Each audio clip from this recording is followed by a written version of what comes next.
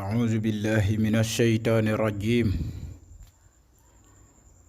بسم الله الرحمن الرحيم. الحمد لله رب العالمين الرحمن الرحيم مالك يوم الدين. إياك نعبد وإياك نستعين. اهدنا الصراط المستقيم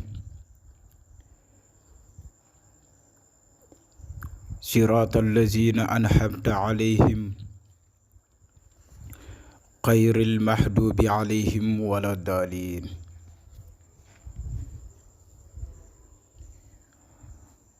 السلام عليكم ورحمة الله تعالى وبركاته. Chers frères et sœurs, je vous salue vous tous.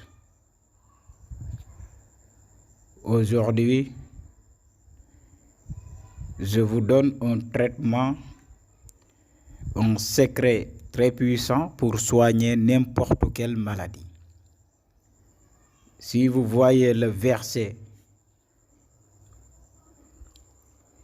Wa iza maritu fahuwa yasfini, le verset est dans le Coran, dans Sourate 26, verset 80. Ce verset signifie: quand je suis malade, c'est lui qui me guérit.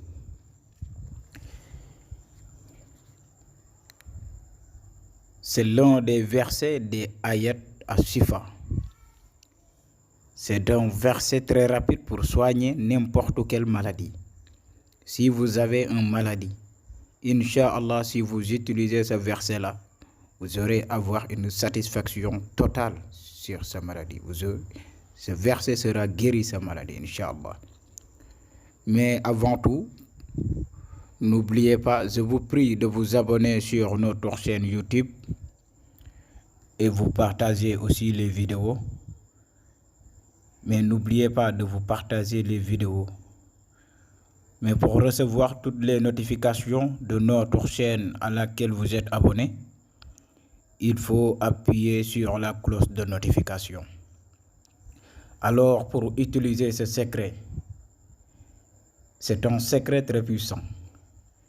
Il faut écrire la sourate Fatiha. Entre les versets du sourate Fatiha, vous écrivez ce verset 70 fois. Comme exemple, vous écrivez Alhamdulillahi Rabbil Alamin.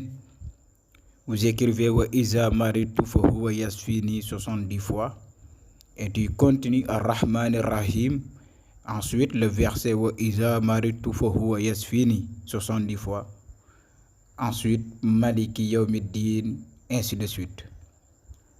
Entre chaque verset du sourate Fatiha, vous écrivez le verset Wa iza maritu fahuwa yasfini. C'est le verset 80 du sourate 26.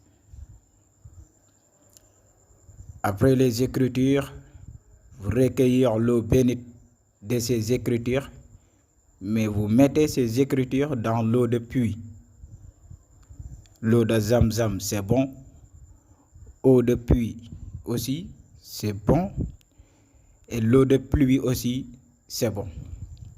Mais ne mettez pas ces écritures dans l'eau de robinet.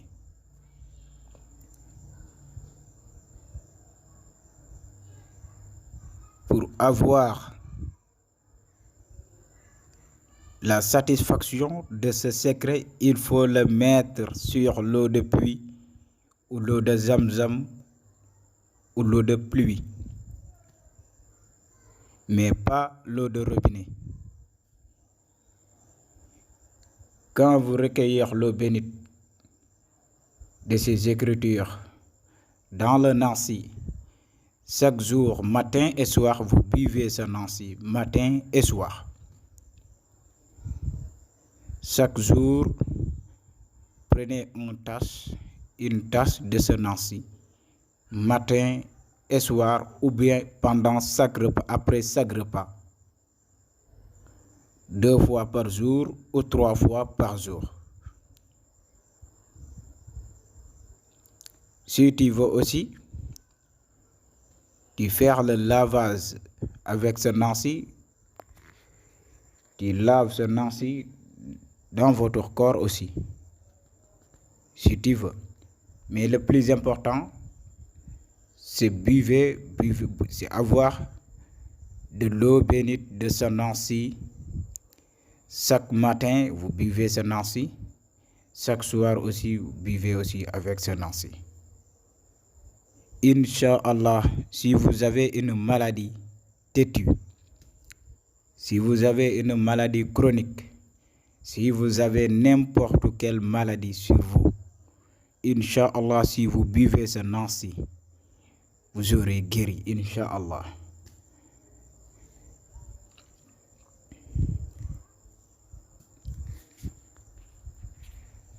N'oubliez pas de vous partager les vidéos et ceux qui n'ont pas encore abonné, n'oubliez pas de vous abonner. On vous donne rendez-vous demain, Inch'Allah, sur des autres secrets, Inch'Allah. Wassalamu alaikum wa rahmatullah ta'ala wa barakatuh.